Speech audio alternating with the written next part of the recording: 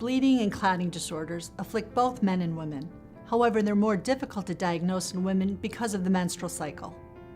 It's currently estimated that as many as 1% of women here in the United States may suffer from a bleeding disorder and yet not be aware of it. Because of the impact these disorders can have on reproductive health and quality of life, they can pose unique problems for women and may result in early use of prophylactics or premature hysterectomies. It takes on average 16 years for a woman with van Willebrand disease to get properly diagnosed.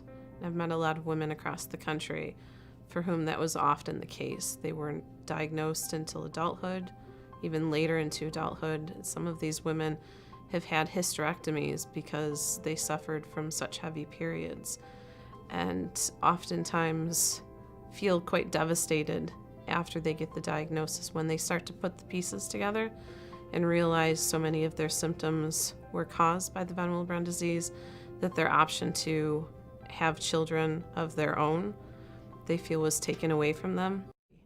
I was diagnosed after my son Jeremy was diagnosed with type 3 severe van Willebrand disease shortly after he was born.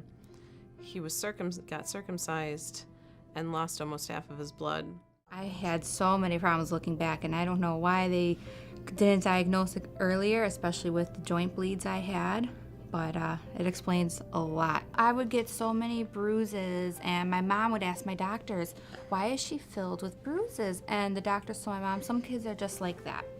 Then when it came to having joint bleeds, especially in my knees, they told me there's just fluid in my knees, it will go away, and then they gave me ibuprofen, which is probably the worst thing you can give a hemophiliac, which only made it worse half the time.